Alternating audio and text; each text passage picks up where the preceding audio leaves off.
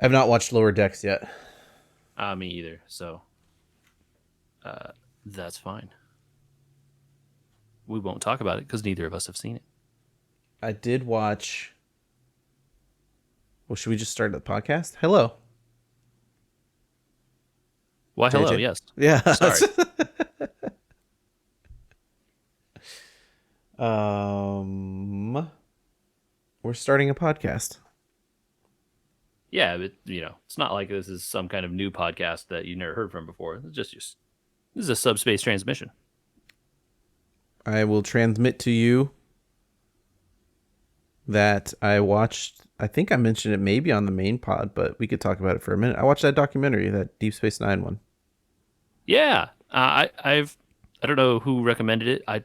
I certainly found it on YouTube with ads for free, and that was a nice way to watch it. I watched it with ads through Prime Video, Okay. I think. Yeah, I'm pretty Yeah, sure. Yeah, it was good. it was good. It was an interesting way for them to frame it, right? The idea of like, well, what if we were going to bring everyone back? What would it be like, right? And then then go on and reminisce about the series and everything they'd done and accomplished and so on. I I think that What we left behind. There we go. yeah, Right? That's the name of it. Aaron Eisenberg was still alive when they did that, and they killed his character, and he was upset Uh, about it. yes, I believe that's true. And then it comes to be like, oh, jeez, what a downer to watch that segment of the documentary where you're like, oh no, Yeah, gosh. poor guy. Um, it was interesting. I was glad they got everybody. They literally got everybody. Then they Hmm. had old interviews with Renee Auberjonois and a lot of other people. It was cool. I Yeah. liked how And much like, they had Ducat's actor on there because it's not a perspective you would normally get from like the character actors, right? yeah, for sure. Like Ducat in particular, because while he shows up a bunch in the beginning and then a bunch more at the end of that show, and he's peppered in, throughout, but you don't see a ton of Ducat all the time. He's Right. not like he's not a main actor, although, like the wider Star Trek Deep Space Nine canon or whatever, he's pretty prominent. Like he does a lot more Oh, guests absolutely. Read some books than and he's everywhere. yeah. But it's interesting that he's that they got him. And I'm glad because it's interesting to hear his opinion about it. How much he hated doing the makeup and all that stuff. And just in general, how much more he wanted his character to be, how much more he wanted his character to be, and Yeah. He had grand plans there. yeah, I like the Kira Nerys was like, if you make him marry anybody in my family, I'm quitting the show. Yep. Like, I will leave. I was like, oh, okay. Yeah, but you were Yeah. right. I think you said Rick Berman was a character. I think it was Rick Berman, right? Or it was maybe Rick Berman's the producer, right? right the guy with the purple beard. I Oh, think Ira Bear. Ira Bear. That's That right. guy's a Rick Berman's the character. other one. Yes. Rick Berman is the straight laced one. Rick Berman is the suit on that show. Yes. Yeah. Ira Bear is the Ira not Bear. suit. Ira Bear. Yeah, that's a character. That he was definitely playing a character of himself in that instance, right? I You think assume. I I have to assume. If I Yes. don't assume, my brain might not be able to handle it. Yes. Um, there you go. I think if you really love Deep Space Nine, you should watch it. If you don't, you could probably leave it. Yeah, I think that's the important takeaway is what we left behind is great if you are a big fan of Deep Space Nine. If you're not, this isn't going to change your mind or tell you anything you probably Care care about. about. Yeah. Yeah, so you could just skip it. All right. Well, let's get into it today. Have you picked your favorite phaser? Well, I don't think it's this one. Oh, did I get it mixed up? Okay, you have your pod and I'll have my pod, and we'll meet in the middle somewhere where we come to the phasers we hate from Star Trek 2009. Oh, okay. Gosh. Oh man. So Okay. okay, So okay. how many different Hold ones did you eat? Okay, go back. Yeah. on.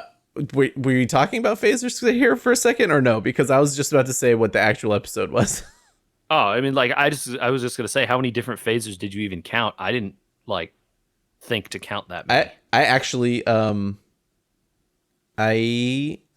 noted here in my notes that I do not believe, and I wasn't going to go back and confirm it, but I do not believe we see a Federation phaser actually fire until the very end of the movie. Ooh. The Romulan disruptors get fired on the I mean a handheld phaser, not a ship-based phaser, by the way. Right. We're talking about The although Romulan there's something to say disruptors about get the fired ship-based one too. on the drill, but I'm pretty Yes. sure that the Federation phasers do not get fired until hand phasers do not get fired until inside the Romulan ship at the end. Does no one? Yeah, I guess not. I was trying to think like any of that time where Kirk and Scotty beamed on board the ship. Nope. Is it there? They pull them out, but they don't fire them. Yeah, I was trying to like, because you see that like there's a close up of one at some point, right? Where like Definitely. he pulls it out and then switches it off stun and the thing flips around. That's on the ship at the end because he has to stun the guy so that he can mind meld him and find out where everything's at. Right. Yeah. Yeah, sir. Yeah, you must be right. All right, let's talk about the most important character in Star Trek. Tyler Perry's Admiral Barnett meets Medea. I mean, let's talk about what we're actually talking about. We are talking about J.J. Abrams's Star Trek.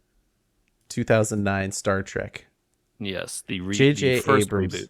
I have a theory that once we're done talking about this movie, we're going to talk about. But it involves the fact that this is not J.J. Abrams' movie. I'm going to blow your mind at the end. Despite the fact that he directed it and his name's on it. Yep. I'm going to blow your mind at the end. Okay. So stick around, people. I guess so. We'll have to wait for that. And this is the beginning of the so-called Kelvin timeline, right? Yep, the Kelvin timeline. And boy, does my head hurt trying to figure out how this all works. I think it works poorly, is the answer. I think it doesn't work at all, considering the way that Star Trek handles time travel versus alternate universes. So are you saying that this is a... So you're saying following Star Trek's own logic about time travel stuff, this shouldn't have worked? Following Star Trek's own logic about time travel, this should not work. So, save the whales. Right. They go back in time and steal whales. Yes. According to this movie, everything after Star Trek 4 would be a different timeline and an alternate universe. According to the logic of this film. Not according to the logic of every TV show that they've done. No. Only if the time loops end differently. What do you mean? If every instance of the time loop causes... This is why you don't do time travel. Well, yes, it is. You're right. You're correct. But I was going to say, if every instance of the time loop ends with the Enterprise succeeding and coming back with the whales, then there's no reason to bifurcate in the future. Like, there's no split in the timeline. Like, you've closed all the loops, right? But, like, there must be some loop somewhere where Kirk or Scotty or someone got shot in San Francisco, and then now there's a split, right? So anyway, the whole point is this is why you don't do time travel. Star Trek has always been very clear when it's time travel that the main timeline we're in is the timeline we're in, right? And like, so this has always happened. If something happens, because it has to have always happened, otherwise we'd be in a different reality. Right. Okay. Yes. Yeah. Right. So every time they do time travel, they're pretty clear about that. Except for this movie where they say time travel is responsible for splitting a timeline versus when you watch the shows and it's like, aha, now we are in the mirror universe. We have moved over somehow. Right. And so like, I've had this argument like 5 or 6 times with people that don't watch a lot of the Star Trek stuff. And they're like, this is great. It's perfect. It's wonderful. And it's like, this movie? Yeah, in terms of the timeline thing where it's like, oh, well, see, because he went back into the past and he changed it, and it's like, I'm frustrated because this does not fit the way that people have told me it fits. And when you do science fiction, the rules have to Matter. stay static so that people don't. This is the problem with the my problem with the hyperdrive thing from Star Wars, right? If the Mhm. rules can change, then the universe doesn't matter. Right. And you can change your rules per universe. That's fine. And so, like, to me, one of the biggest arguments I've had with people is like they did this to reboot, right? They said, okay, it's a reboot, Yes. but it's a Intentionally, right? yeah, it's a reboot, and therefore, instead of just rebooting, we've now tied it back to the other one by saying it's an alternate timeline or something like that. Right.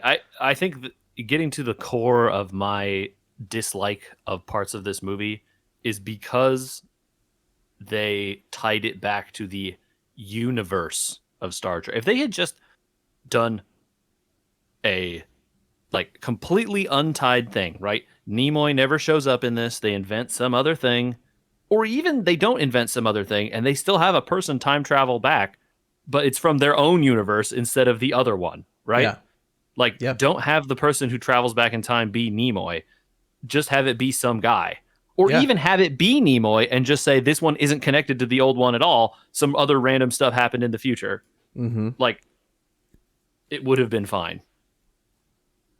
Yeah. Because, like, if they wanted to reboot it, just reboot it. Don't tie it to the stuff that happened before at I've all. said I've said that exact phrase to somebody before. If you're gonna reboot something, just let it, make sure it can stand on its own 2 feet. And I think if this story, if they want, this story is a like pretty standard Star Trek kind of a story, right? This There's is a a very there's a standard Star Trek story. there's a time traveler. He screws some stuff up, out attacking people for reasons. You find out the reason why. You blow up the ship. Everyone's happy, right? Kirk and Spock have to go be heroes away from everybody else on the ship. It's Yeah, this is that not story would only have been fine yeah. as its own thing. It didn't need the tie back to other. It was still recognizable as Star Trek by the fact they had the ship called the Enterprise. They had Starfleet. They had all that stuff, and like they gave it a new coat of paint because they were rebooting it. They Yep. could have just done that, and it would have been fine. Yeah. You could even still have Nimoy do the cameo as the guy, or as the as the guy who travels through time, I thought but they'd not have have it them. be tied back to old Star Trek. I thought it would have been genius to have him do a cameo as Sarek instead. Oh yeah, that would have been cool.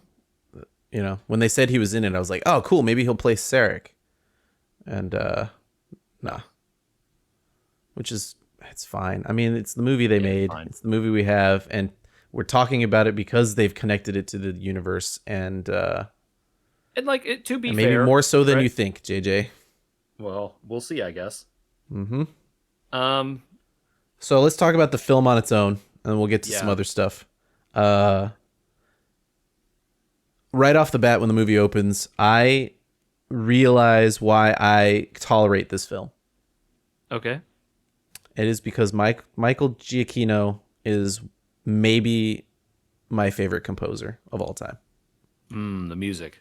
The It is music real good. Is stunningly good and makes real many moments in this movie much better than they are, and makes the good moments in this movie really good. Like when we get to meet George Kirk at the beginning and his sacrifice that he makes. That scene is very powerful because of the music that is written for it. I mean, it's also a very good scene, I think, overall. But yeah, I was going to say when this movie came out, my impression of it was generally positive. I want to say yeah. I didn't. I watched it. I didn't hate it Okay. at the time. All right. I didn't love it, but it was like, this was a fun thing. It's its own thing. They've kind of set it off over here as its own thing. Even if I, again, didn't necessarily all the way agree with the way that they did that even back then, but at least it was, they were very clearly being like, look, this is now not going to be all the rest of the Star Trek stuff is its own thing, and that's still over there. We're doing this new thing over here. Yeah. And I it was accepted it okay. for what it was. Yeah. I mean, it Yeah. just the time travel stuff got in the way of full enjoyment for sure. And and a little bit of other stuff later. But right off the bat, so I wrote down that I love the music in this movie, and before any other note in here, God, I hate lens flare. Yeah, I was just gonna say, when are we gonna talk about the elephant in the room, which is the lens flare? I don't know In not every shot, but darn close. why, if you're in space near a star, would you not have already polarized the view screen? Polarize the view screen, Andrew. Polarize the view screen. How are the okay? So that shot. How are they not all blind? How is not everyone else in there blind? All the people sitting in that bridge. If you look behind the captain when that first shot happens, Yep. he's facing away. All the rest of them are staring right at it. Yep. But it's How not are polarized. They not all blind. Unbelievable. Unbelievably dumb. Just so we could have the screen blown out and have a lens flare everywhere. God. And well, it's like yeah. every shot of something in space, you get it. Yep. Every like not every half shot, because there's one shot late in the movie that I wrote down that I said this shot has no lens flare and it's gorgeous. Okay, fair. I didn't take note because I was too busy being annoyed by all the other shots. I'll tell you when we get there. But yeah, the other thing we have to talk about early in this film is Kit from Carbon Scoring. If you listen to our other sub pod, mostly about Star Trek, this week about Marvel. You meant mostly about Star Wars. Yes, and this week about Marvel. Kit and I don't see eye to eye very much on J.J. Abrams, and I respect Kit and his opinions. But one thing that I often cite in my dislike of much of Abrams's films is his aesthetic. One, the lens flare, and two, obviously he doesn't work the camera per se, but the way that he wants his cinematographers and DPs to shoot is extremely frenetic. The camera and the people and everything else are whirling around all at the same times in disorienting fashions with never an establishing shot ever. So some of the biggest problems I have with this movie in terms of it as just the movie that it is that the action is hard to follow. And it's a problem not just with this movie, but other Abrams stuff, right? He did Cloverfield. It's impossible to tell what's going on in that movie. Semi-intentionally, I believe, but also like it still is impossible to tell what's going on. Yeah. And it doesn't, and then it was a kind of an aesthetic for a while in maybe the like late aughts and early 2010s. There was a lot of these kinds of action movies where they would just be constantly whip panning and cutting and then whip and cut and like, you know, flash, cut, jump, cut, spin around, cut. It's just like all the action scenes were like unfollowable. And that was like popular at the time, I guess. Mm-hmm. Makes all of those movies impossible to watch. When you're used to like something like extremely well choreographed in terms of its action, like a John Wick movie, you go like, I can follow everything that has happened in this fight scene from beginning to end. It's very clear. In this in this J.J. Abrams movie, a bunch of people are shooting each other from I'm not exactly sure where, and also where we are in relation to them. Are they like right over there or like the other side of the room? It's not clear. How big's the bridge? What direction are we pointed? Where is this ship even? Where am I on the ship? Nothing makes any sense. And yeah. How big is the bridge is my, but the most disorienting part about it, I think, is because until this movie was made, Star Trek had action, but of course. But the pacing of a Star Trek movie or TV series they're very methodical. They're all about the story of what's happening, and because of that, the camera work is different entirely. And so like you have to prepare yourself not only for the J.J. Abrams-ness, but also for the action movie decisions that are made. And it was very clear from the onset almost of this movie that they wanted to make an action movie. And it was going to be set in a Star Trek universe. Mm-hmm. It's not a Star Trek movie with some action elements, right? Right. And again, we gotta deal with what is as opposed to what we want or what could be. Yeah, it's just And it's funny because they tied it to the main timeline. We have to talk about it. yeah. Well, I mean, we probably would have ended up talking about it at some point anyway, even if Well, they hadn't. it is the first of the movies on my ranking sheet now. It's in first and last place. Yeah, I mean, the only place makes it automatically. Yeah. But so whether they intentionally, I'm sure it was intentional. Whether people understood at the time that the intent was to move towards this more like blockbuster type action movie format that has become way more prevalent with Marvel movies and now basically every movie where you have to have like an action scene every 10 minutes or the audience gets bored. Kind of movie making, like this was clearly a precursor to all that stuff, right? Absolutely, like, yeah. They were going from a direction of the old Star Trek movies, right? Where Nemesis even was more actiony than the one before it, than the one before that, than First Contact, and then before that, and then before that, right? You go back to the old, Star Trek 6 and 5 and 4, and those were like snooze fests compared to what's I was going on thinking there. about I was thinking about music and I was thinking about pacing and everything else. And I didn't think about it until we were watching this last night, and it was like, Star Trek, and I know 2001 A Space Odyssey is also responsible for this, but there are more Star Trek movies than there are 2001 A Space Odysseys. I mean, there's one of yeah. those, and there's 10 or whatever. Star Trek is very responsible, I think, the movies, for setting a continued space tone in terms of its pace and its musical like setting. The deep bass tones and like long establishing shots with twisting objects and stuff. They really set that up, especially in like Khan.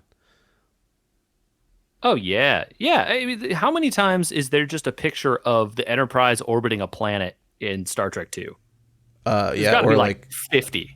Or just like the wide shots of like this ship is chasing that ship, and the pace at which it happens in those movies versus this one, like, oh yeah, it's just like not even comparable, right? The way that, but it's more like the way that people make space work, right? Like either things move very fast or they move pretty ponderously. Yeah. Because of the gigantic distances, right? So and this movie chooses to have the small space where everything moves very fast and fires all the lasers and that kind of stuff. Yeah. Whereas the old ones typically, the thing that could never happen in a movie Discovery like this, now has this aesthetic, right? Oh, yeah, it totally does. 100%. Yeah. The thing that could never happen in this aesthetic is was it Star Trek 3? Oh, God. Which one is it? Where they're like, they know they're out there, they're cloaked, and there's this tense scene where they're just like, oh, 5? You're talking about is it 5? Christopher Plummer? Yeah. Where they're trying to get to the Chancellor. They're trying. That's 6. Star Trek 6? 6, yes. 6 is the one with the Chancellor. I'm just trying to. There's a scene where they're standing on the bridge. They know they're listening to their communication, so they have to communicate in code. Oh, that's 2. That's when Khan's listening, and he says, "I'll be ready in 6 days, 5 hours, whatever." And it's actually like 6 hours. Right. Yeah, it's Star Trek 2 when they're stuck inside the Genesis cavern. Yes, where it's this tense scene of like, we the audience don't know what's going to happen, right? But they're relying on the. So and then, yes and no, because we're told what's going to happen at the end of it, right? Like we get worried that like, oh man, it's going to be 6 days. They're going to be stuck down there. The movie starts to go further on, and then they get communicated, right? And the communication is, we're ready. And it's like, wait, what? And then we, as the audience, are then explained, oh no, this was code. We were talking in code. Versus the end of this movie, where like, our plan's going to work. What's our plan? No one says, because they said it off screen. Why did we say it off screen? Right. So we could surprise you as the audience. Yes. It's like we don't get the moment of like Kirk and Spock working together to make a plan, because we have to have the surprise warp in of the Enterprise to save the day that was always planned in the plan. Or I don't remember if it's 6 or 3 where there's a tense scene on the bridge and Kirk and Spock are both there and they're trying to figure out, we know there's a cloaked warbird out there. We want to shoot it with a photon torpedo. Oh, We're that's not sure 6, where exactly where they are. he says, "Doctor, would you like to join me in performing surgery on a torpedo?" Right at the end of it, yeah. Yeah. Yeah, and but meanwhile, we've had this, like, before they get to the idea of that plan at the end, right? There's this tense scene where they're like, we can't move. We sort of have to sit right here Yeah. and have this tense moment because the warbird is out there somewhere. Yeah. We're not sure, and we got to be, we have to be ready in case something happens, but we're not sure, and we're low on power and all this stuff.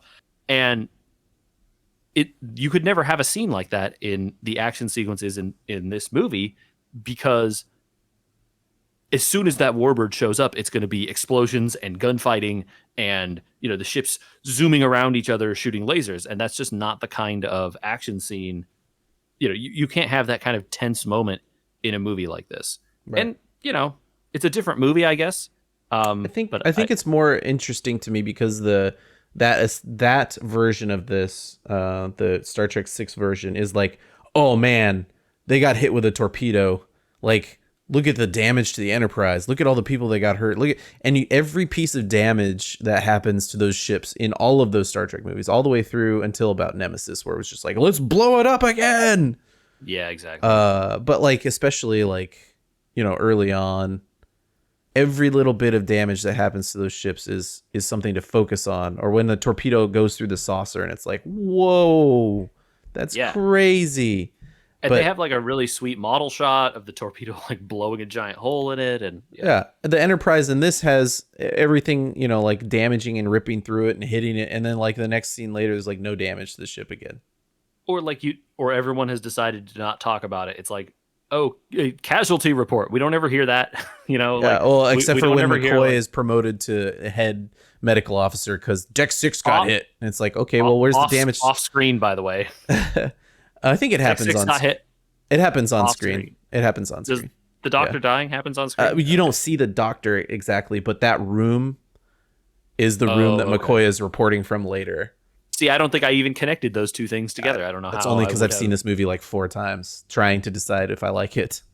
I watched it twice in the last couple of weeks, but apparently that wasn't enough. Yeah, I mean, whatever. Yeah. So yeah. All right, let's keep moving here.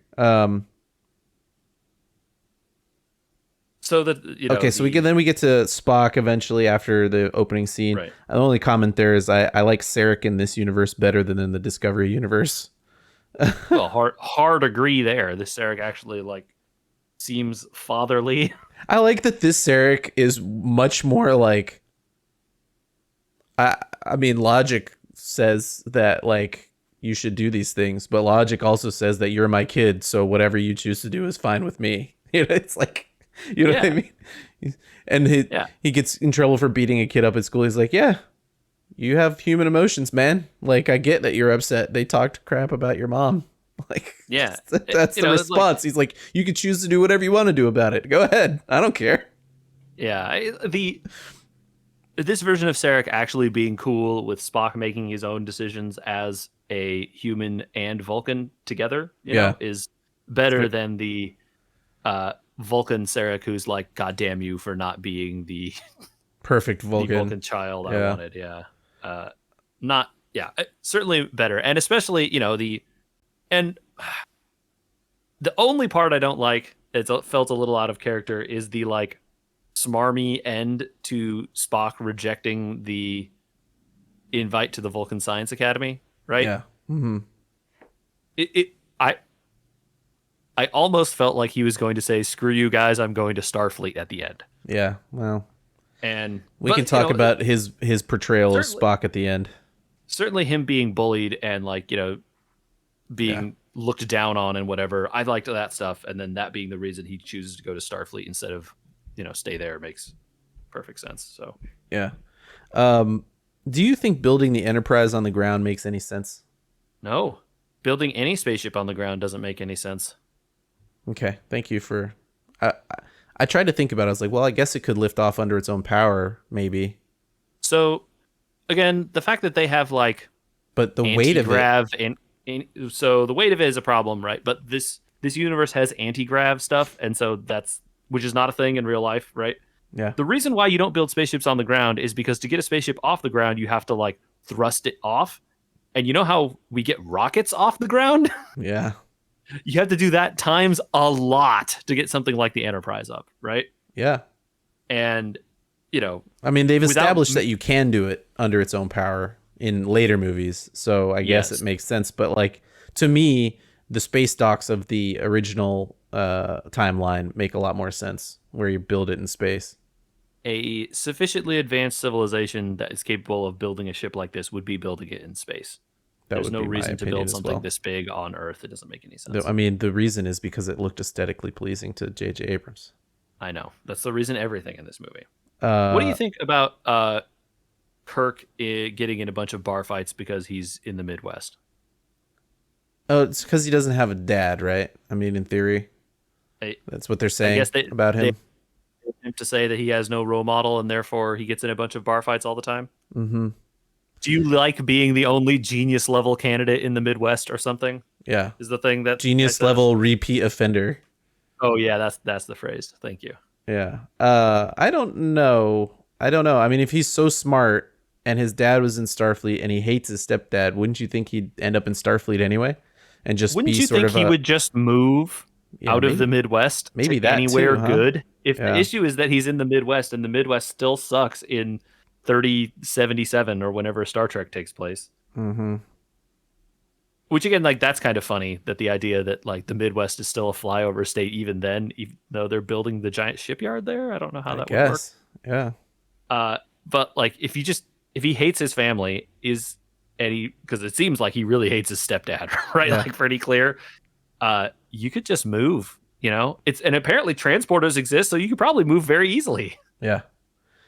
Uh, watching Kirk cheat and be a bully and be bullied, and the way he like eats an apple and all, Yeah, I don't picture Shatner ever having acted that way. I know he's doing a like a different version of Shatner, right.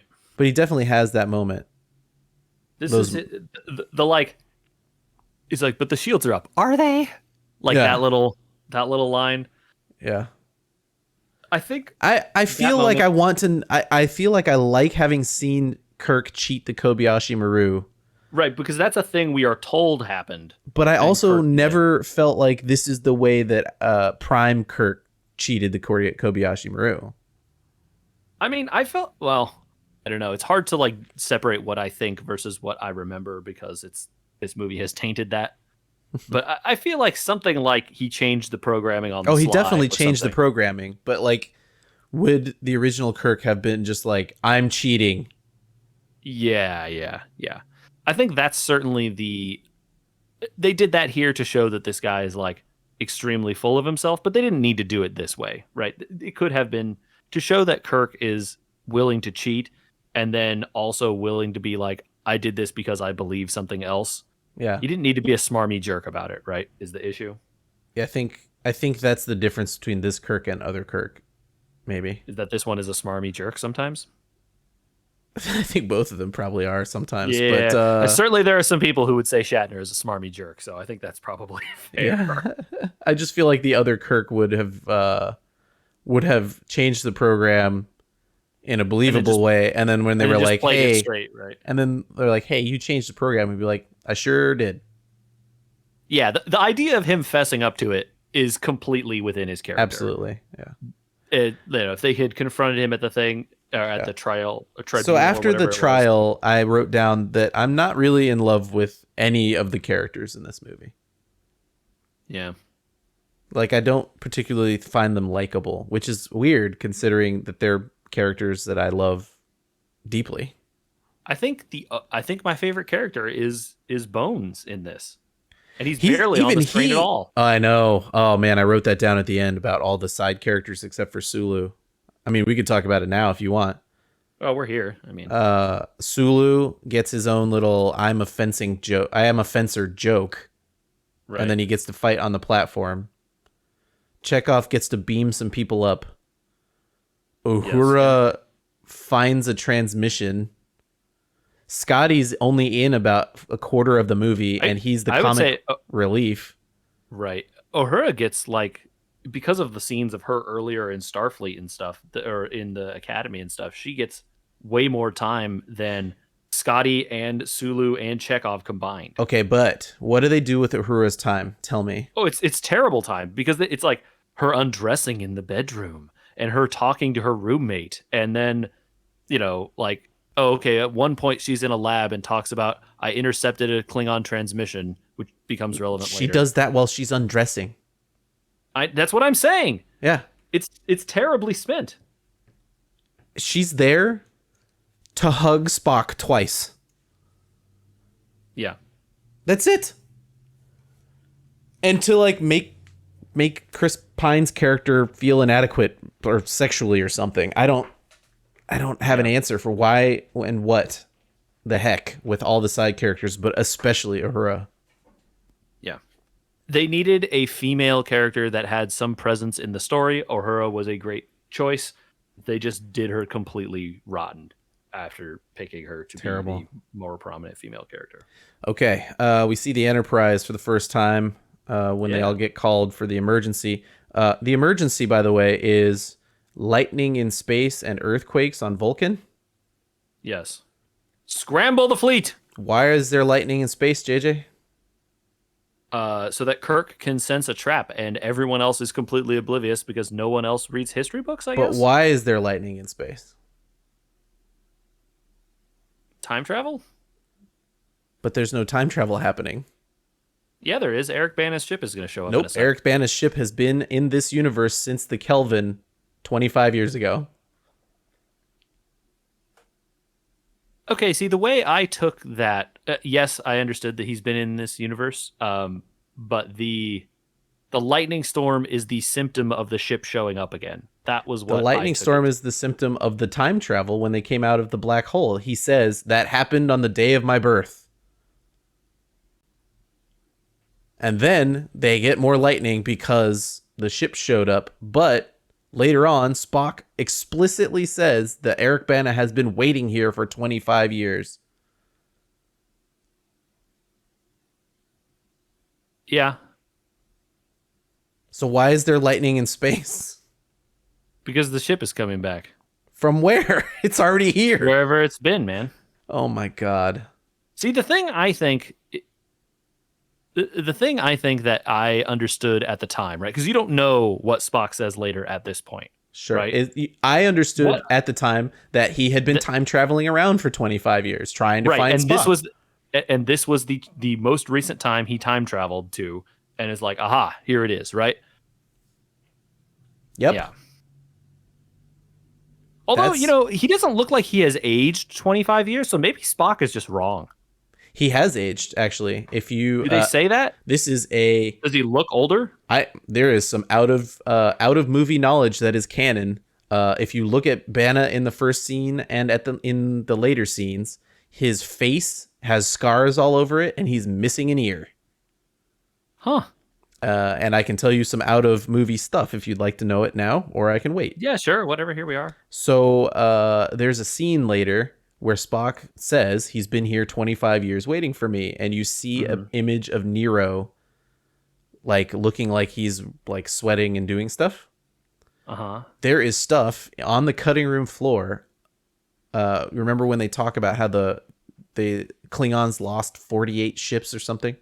Yeah. They talked about the Klingon armada was destroyed. Nero destroys the armada after he is captured and sentenced, and his entire crew is sentenced to work the mines at Rurapente. Oh. And at Rurapente, he loses an ear, and he's attacked by that dog thing from Star Trek 6. Yeah. And then they escape there, they get their ship back, and they blow up a whole bunch of Klingon fleet as revenge. I see. So he was imprisoned at Rurapente during that time. He was not time traveling. Okay. It's in the movie as cut footage. Okay, well then the lightning thing makes no sense whatsoever. Yes, it makes no sense whatsoever. Anyway, it's happening, so might as well go. Okay, do you like the design aesthetic of the Enterprise? We have to talk about it.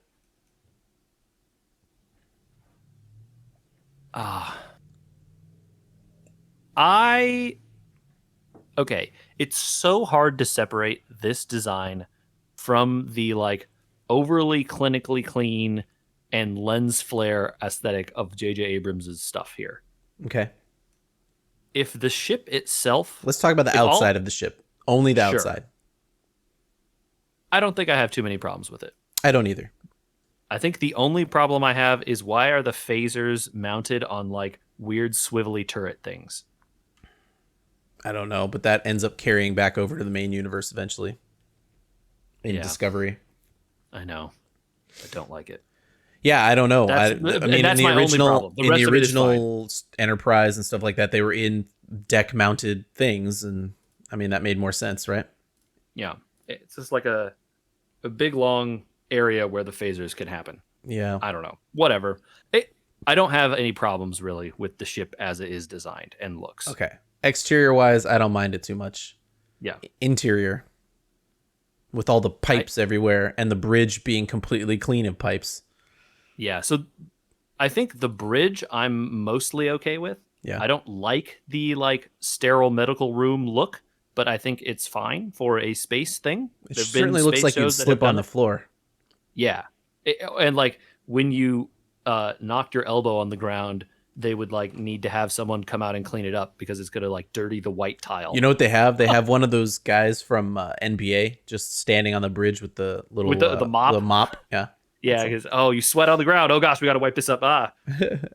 The pipe stuff and the way engineering looks is maybe slightly more realistic to how something engineering wise would look, but it's unbelievably stupid. It doesn't look like cool space engineering. You want it to look like cool space engineering. It just looks like a corridor in a steam plant. Yeah. You know what it looks like? It looks like, in some instances, the Foundry from Terminator 2. It's not good. It's not good. I don't think I have a problem with the medical bay for like the 3 seconds we're shown that either. No, medical bay is fine. But engineering is real dumb. What about the change to the aesthetic of going to warp? Yeah, again, all this stuff is fake, so whatever. Yeah, I don't mind it that much. I don't hate it. It's like, fine. And we're a bullet. I'm like, okay, yeah, that's fine. Whatever. Okay, sure. Doesn't bother me. The idea that warp is warping space as opposed to the ship itself changing. Yeah, they make it look cool. They stretching it out or whatever. Yeah, sure, whatever. Yeah. Pike says, let's punch it because J.J. Abrams loves Star Wars more than Star Trek, which he physically said this is why he made this movie. It's because he wanted to make Star Wars. So he steals Han's line and makes Pike. Oh, how that went later. Makes Pike say punch it. By the way, I looked this up. In the original series, Pike says engage. Yeah, interesting. I was going to say, I didn't know what he said originally. In Discovery, Anson Mount says hit it. Right. We've heard him say hit it. Yeah. And the original Pike said engage. Interesting. Yeah. Yeah. Okay. I think yeah, I don't know. I don't have any more to say about this. I like Eric Bana. I don't know about you, but like when they show up and they finally the whole fleet's been destroyed and Pike's like, I'm Christopher Pike and you're in violation and blah blah blah, and Bana comes on, he's like, hi Christopher, I'm Nero. I laugh. It's intentional. It's intending to be funny. I know. I find it funny. Grating.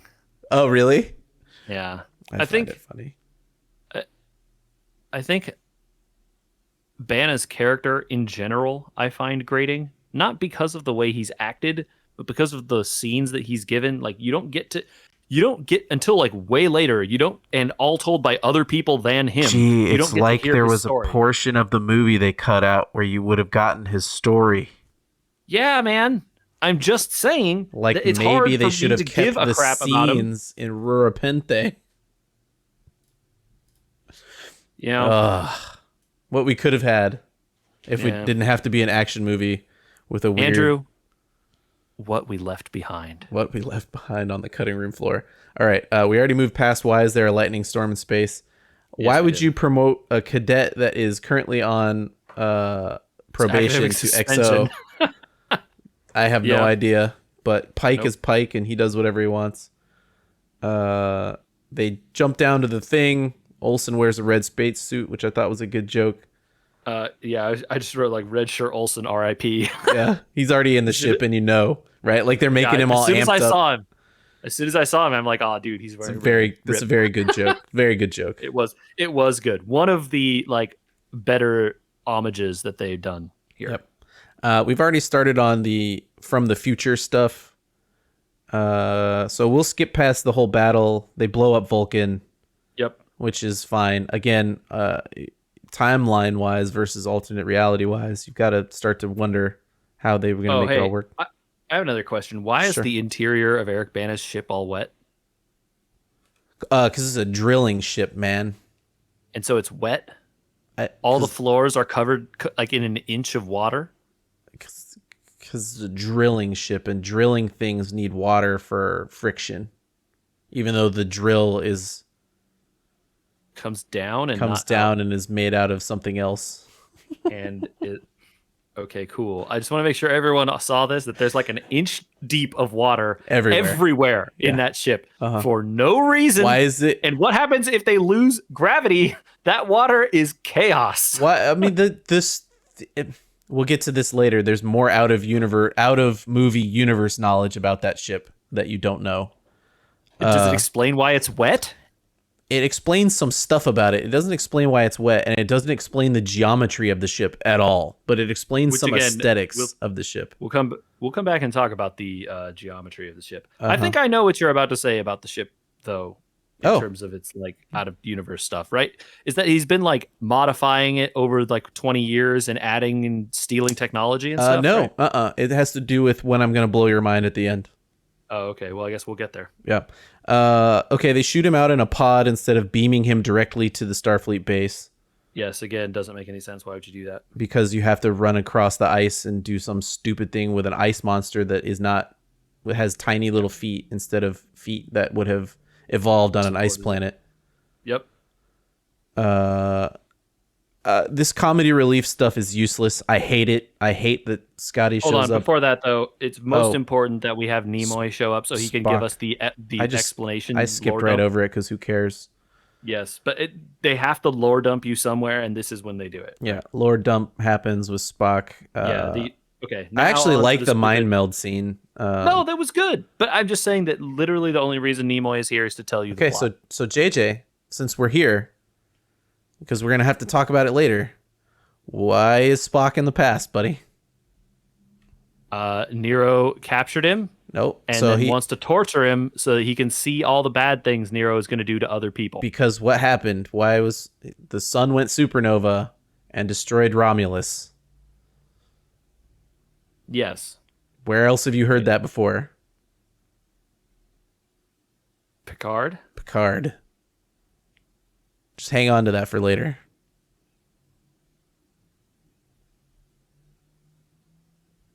Okay. Why not? I think you're drawing some parallels that don't exist, but all right, let's keep going. All right.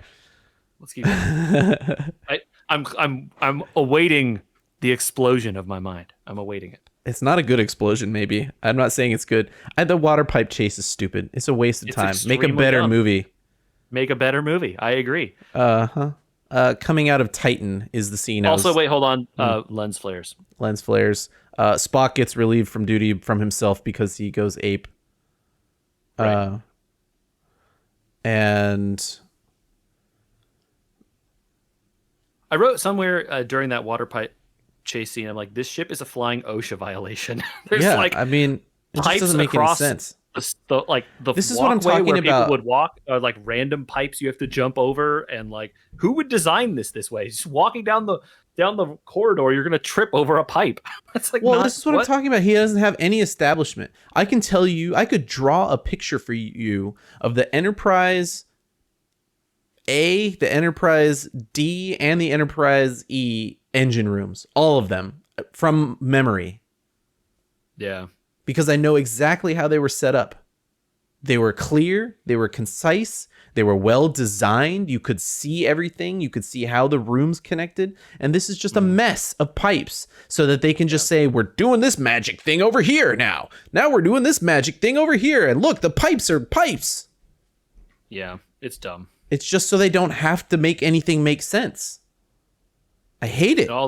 And then later the turbo lift scenes are also insane and stupid. Yeah. So the scene I was talking about without lens flare that is gorgeous is when they warp into the Titan, the moon of Titan, and then the ship pushes out of the clouds and pushes through the rings of Saturn or whatever. It was gorgeous. That is a really good looking scene. You're right. Yeah. Also, okay. the music is rad there still. We talked about the music being rad, but it's extremely rad at that point. Yeah. Yes. Extremely rad music. Again, Michael Giacchino. Yes. Got it. So then we finally get a plan, but we don't, as the audience, know the whole plan because they have to surprise us. Right. And now we finally. Which I want to be fair is like it's not like that's not a thing that's done in other movies too. Sure. It's just the least elegant of the ways to do this, right? It's fine to tell me your plan, because then I'm nervous that the plan's not working. Well, but that would then imply that they didn't have a foolproof plan, right? It's dumb. This is a bad way to create a surprise, right? Yeah. Because in theory, none of the actors in the scene should ever be surprised by it because they already know what's going to happen. They weren't surprised. And yeah, anyway, all right. None of them acted surprised at any point in time. Which again, good because they know. And so we're supposed to be surprised. So do you like the way that the Federation phasers fire more like bullets instead of like long lasers? I don't know. I feel like didn't disruptors work this way on like Next Generation? Yes. Okay, whatever. Yeah. No, I'm fine with the change. I don't care. Yeah. It's laser guns aren't real, so who cares? Yeah. Your laser gun can't hurt me. Yeah. It's fine. The like less or maybe, well, I don't know. I guess it is a little less believable because that's not how light would work. But they also don't say that the phasers are using light anymore, right? Whereas they explicitly called them like lasers at some point. Yeah. In old Star Trek, they don't ever do that here, so whatever. Yeah. I love the I got your gun moment. Yeah. He's like, well, you can't even speak. And he lets him loose. He's like, I got your gun. God. That's very Kirk. Very Kirk. Yes. That whole fight scene actually with Kirk and that guy is very Kirk. It's like, Spock is over there doing a mind meld thing and Kirk is like, all right, I got to fight off all these guys. Pew, pew, pew. It's like Wild West standoff kind of stuff. Yeah. You couldn't follow anything that's happening in it because it's cutting around every 3 seconds, but it's still it's a good character moment for him in the middle of an action scene, which is you should praise the parts that are praiseworthy. Ail, that's the guy. Oh, okay. Yeah. Okay, so we got to talk about the layout of this Romulan bridge. We haven't talked about it yet. Okay, good, because that's kind of the next. Why is there a giant open pit in the middle of the starship that goes an unfathomably long distance down, such that when people fall, they Wilhelm scream? The only thing I could think of is because I love it's just. I don't think there actually was a Wilhelm. No, because it's exactly the same scene you get in Star Wars. Here's the reason it was shot this way, because in Star Wars it's like that, and J.J. Abrams loves Star Wars. Is a battle station that is the size of a moon. I understand. This is I'm telling you, the size of. If I were making this movie and I wanted to have that scene, I would have a clear establishing shot that would have proven to you that was some sort of cargo bay for all the stuff we were mining. Sure, and then it would be fine. Yep, and instead it's just a knockoff of Star Wars. Actually, scenes. hey, or they could have just even said like the ship is mostly hollow because it uses to store all the mining material there. And so all these things are balconies. Done. That's all you had to say. You could have done that. You could have done that during the time when we stand on the bridge like we would in any other Star Trek movie, every other Star Trek movie, and we say this is exactly the plan. That ship is mostly hollow on the inside, so we can steal the future ship. We can fly it around inside there, mess it up on the inside, fly out and have him chase us. And then we like show up with the Enterprise. All of that could have been explained.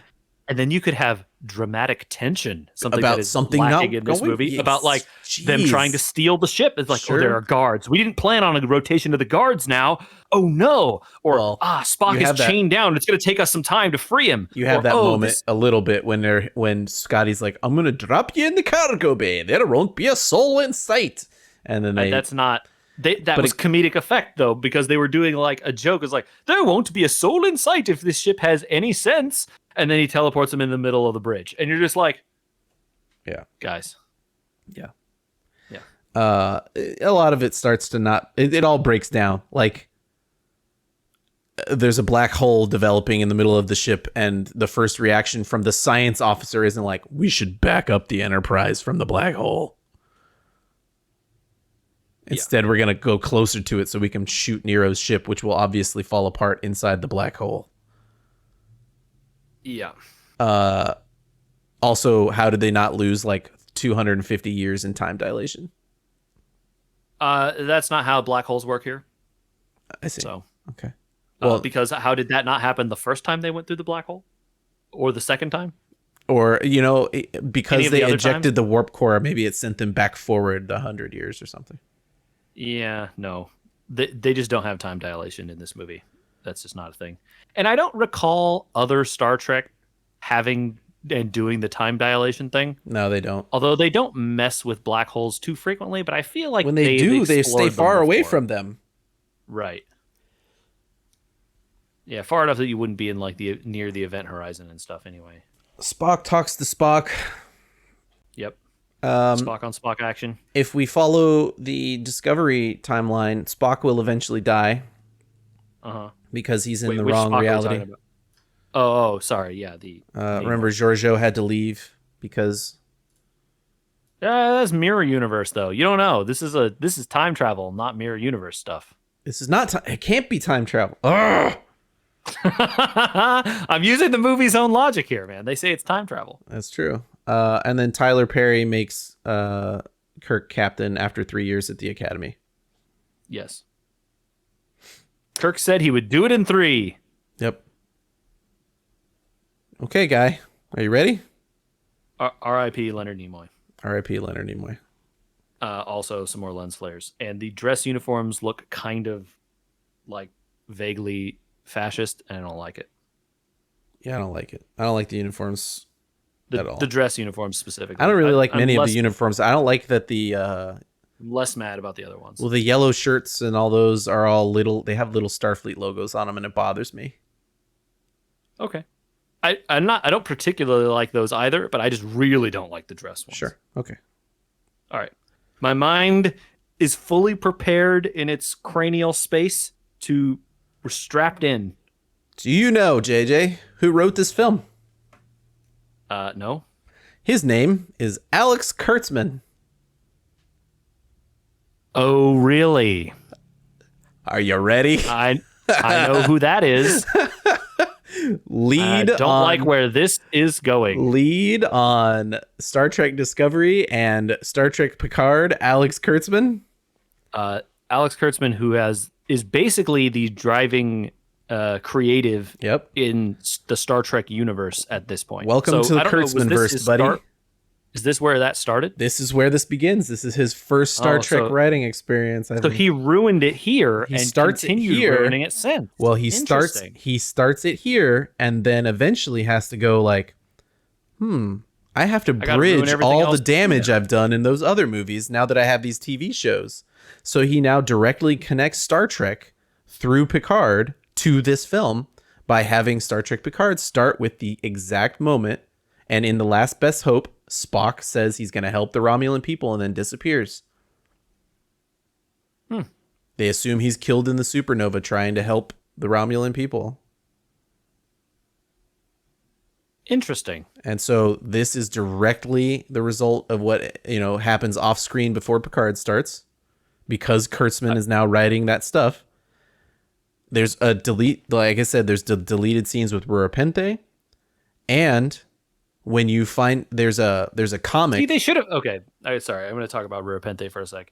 They should have kept the Repente scenes in just because it's a fun throwback to Star Trek 6. Yeah. even if who cares? Even if they cut most of it because they don't want Eric Bana in the movie as much or whatever. Mm-hmm. Like they should have left him because it's a cool homage. That's like a better homage than they did a lot of the other stuff that they did. Yeah. All right, sorry. Continue. There's a comic, I guess, that Kurtzman also was kind of like helping to navigate the stuff. I don't think he wrote it, but he like did the same. He's the showrunner for the universe now, right? So, right. Where you find out that Nero knows all this stuff about everybody, like, oh, I killed Kirk's dad, and like, oh, I know exactly how to destroy Romulus, and I know how to use the red matter, and all this stuff because Nero contacted V'ger. What? And what was the main point of that Star Trek season, or Picard season 1? AIs are bad. AIs are bad, and the Borg. Yeah. This ship apparently was modified with Borg technology from the Cube.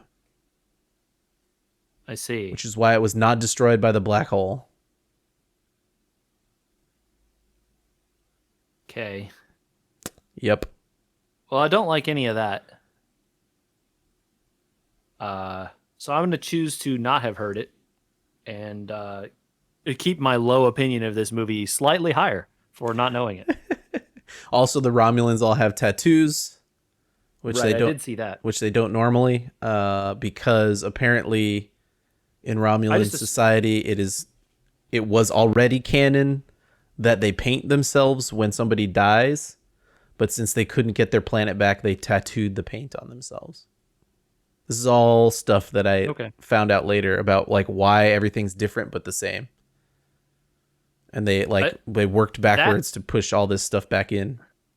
That at least I don't hate, unlike the rest of everything you just said. Yeah, but there's a lot of the things that people complain about, and it's like, okay, there's apparently a lot of reasons. I think the real revelation here is Alex Kurtzman is the worst and has ruined Star Trek. Is what you're saying. I don't know if I would say that directly. I mean, we don't like the direction Discovery has been going. Yeah, that's true. We don't like... Although, I mean, I guess he also then approved Lower Decks, which we like quite a lot. So yeah, I don't know how much work he does on Lower Decks, to be honest. Clearly none, because the show is good. Boom! Yeah. Yeah, it is interesting to know that this is his origin in this universe. Sucks for us, I guess, but yeah, I'm pretty sure he has very little to do, because Mike Mahan. Well, he would have had to approve it, though, right? Like, it's not like they could just do whatever they want in his universe without him saying so. I don't know, man. They're so not connected, right? It's mostly like just post next gen era, so it's not like they're gonna be messing around too much. Yeah, I guess that's true. I don't know. Well, that is interesting because I totally didn't recognize the idea that they were tying this movie back in, or I guess the whole timeline in a way because of that. Mostly this movie. It now solidifies that this is badly done, right? Like, not only was it like, no, it needs to be an alternate universe. Like, you have to work within the framework of the stuff you've established, and like Kurtzman knows this because he's got the mirror universe. He's got mirror universe stuff in his own show. He doesn't care. That's the problem, right? The problem is the decision was made to call this a like alternate timeline and not an alternate universe. And so now he's just like, well, it's an alternate timeline, so we have to like justify the timeline stuff. And so Picard deals with the issue of that they created in this movie. So it explains why Picard was so bad, is what you're saying. This movie was bad, so that's why Picard was bad. Makes sense.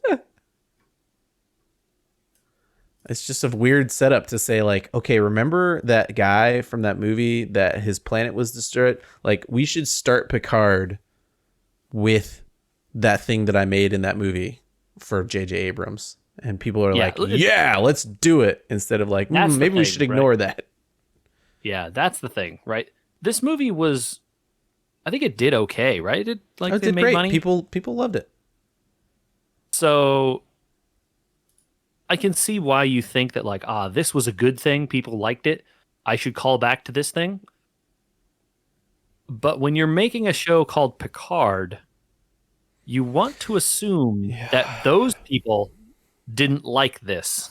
I don't The know. audience for that, right? Although, based on a bunch of the other decisions they made in Picard, I don't think they actually care at all what longtime fans of the series think, and really probably I mean, actively don't want them to watch in some instances. someone out there loves it. They wouldn't have done, of course, right? Certainly the people making these shows must have some level of love for it, because you wouldn't be willing to put up with the amount of work that making a TV show requires, like insane hours, crazy work, if you didn't have some love for the thing, Yeah. right?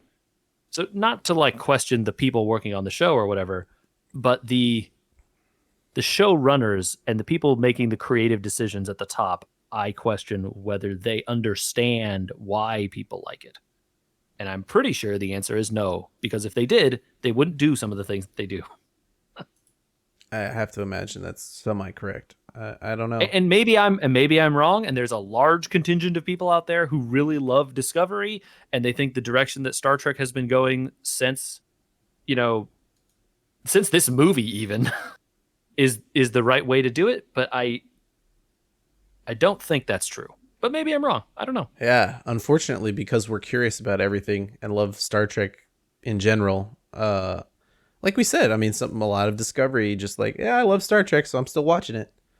Yeah. And We add to the numbers. to be clear, like I don't think I know there are a lot of people complaining about Discovery for a lot of reasons. The reasons I don't like Discovery or have disliked the parts of Discovery that I've watched have nothing to do with any of the characters. Well, the way the characters are treated, maybe, but who the characters are is not the reason I don't like that show. Yeah. It has everything to do with the plotting and the way the stories are told, which have nothing to do with who is telling them or who the people are. Yeah. Well, it's just logical sense sometimes just doesn't get followed. Yes. Please spend an extra week in the writing room to make sure that your plots connect and make sense beyond a surface level, please. Just an extra week. You could be doing before you start the shooting or whatever, or while you're building the sets, just have those guys or whoever, people, women, whoever is in that room, just have them sit down and be like, so A, B, and C, these are the things we're doing. Do these follow like this? Does this actually make any sense? They just go back and ask those questions. It'll help. Why would this character do this? Ask that question a lot more often than you are currently.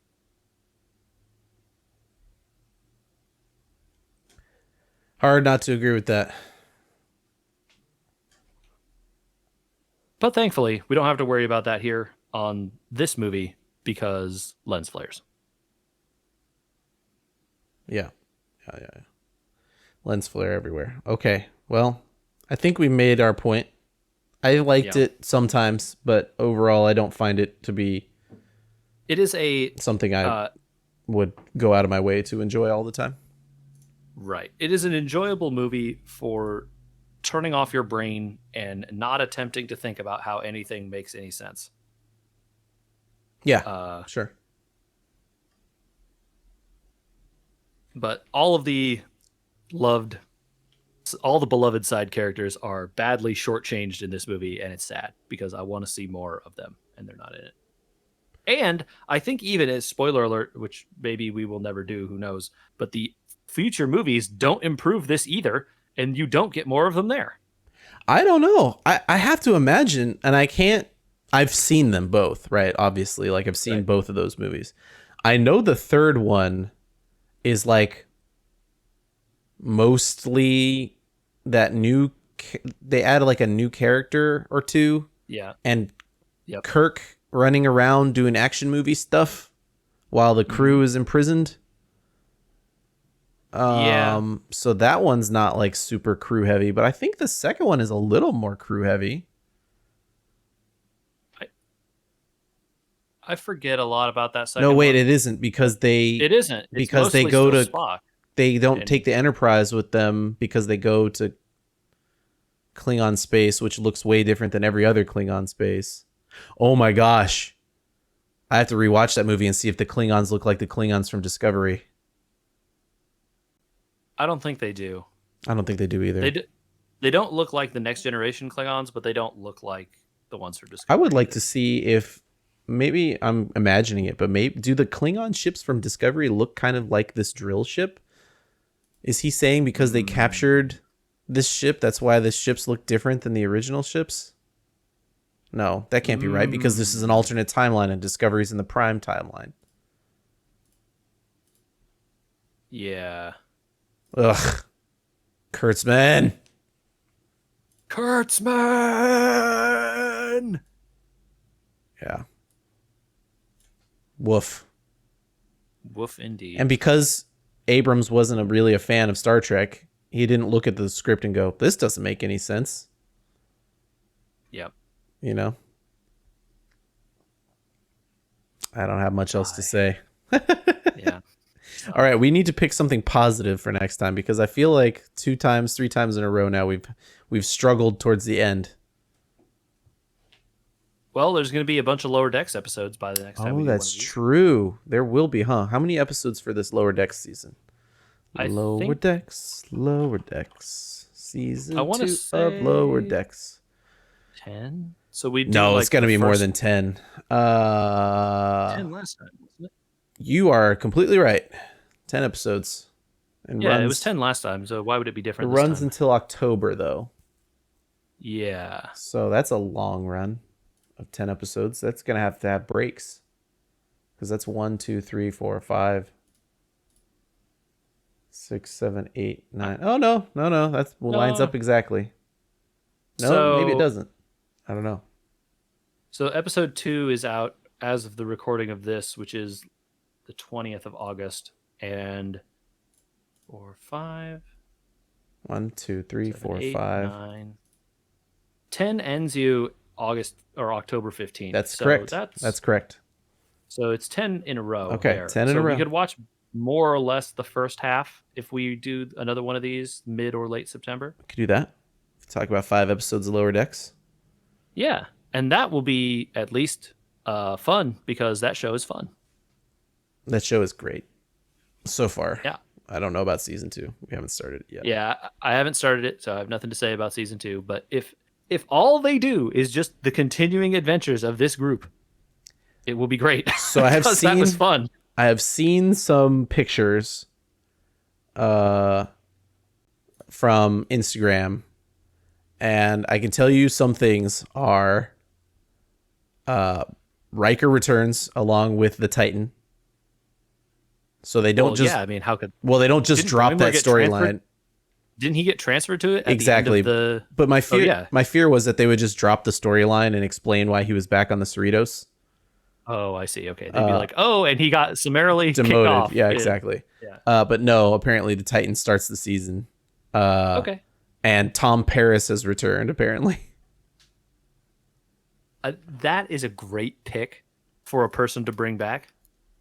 Not because I have like special love for Voyager or anything. I don't think I have any special love for it. It's perfectly fine Star Trek. I think Tom Paris was on my pick for Cruise, my bridge crew.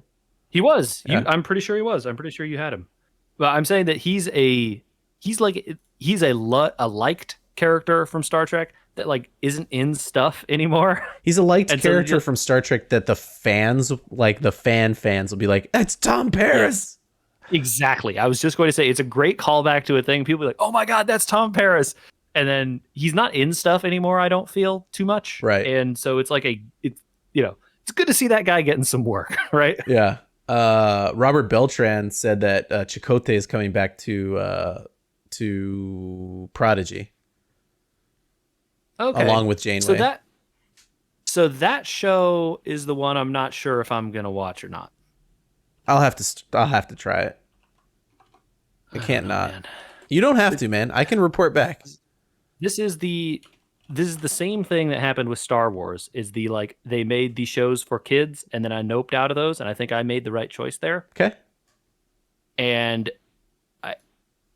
then people come back later and they're like, "Oh, the Clone Wars was so good. You should have watched Here's it." what happens with every single one of those shows, and Bad Batch is less so this way, but not entirely not this way. It starts out for kids, and the show gets older as the kids get older, right? So kids that start watching Right. something when they're 7 are 14 when it ends. And so the show is for 14-year-olds by the end, and it's dealing with issues that you as an adult would be like, that was good. But like the first 3 seasons with Rebels and Clone Wars and all the others are annoyingly for children. Whereas for Bad Batch, it's like one episode where they're like, this kid is the kid that kids relate to. And then they stopped doing that almost immediately. The Orko of Yeah. Star Wars. Yeah. Yeah. Although I'm pretty sure the He-Man is the one that the kids are supposed to relate to in that show. But anyway. That's very true. Based on that documentary, that's what they wanted. That's why they chose I Have the Power, right? Yes. Because they wanted kids to feel like they had personal responsibility. And they have the power to do stuff. So, all right. Well, I'm anxiously awaiting to be able to watch more Lower Decks because I liked that first season quite a lot. And I think we talked about... Did we talk about it on this Subspace Transmission? We talked about it on a Subspace Transmission, right? What? Lower Decks? We must have. Oh, we've talked about it on a Subspace Transmission that we like. You mean that we're going to watch it? Oh, no, I meant that, like, did we cover, like, the whole first season in one episode or something? I believe did we break it up? we broke it into, you know what? It's really easy. If you go on youtube.com, for the listener, if you go on youtube.com and you put in We Were Gamers, one word for some insane reason, into the search bar, there's a little handy, like, playlist there. You can just listen to them there if you wanted to. It's extremely true. Lower Decks was one episode 24. We did it all in one go because we had Discovery that we were watching. Right. We were watching Discovery while Lower Decks was airing, and then we did Lower Decks after we had wrapped it. Okay. I think maybe we break it into 2 parts here. Okay. I think that's sensible. That is sensible. Let's do it. Great. So thank you, Star Trek, for providing us Star Trek that we like to watch. You know, Picard season 2 is going to have to be very different than season 1. Thank goodness. I will see. I don't know. Yeah. If it's another, I have to save the universe again. I'm probably going to peace out. Yeah, I can't blame you. But you know, the amount of cameos we've been promised in season 2 are very high. Is high. Guinan. Yeah.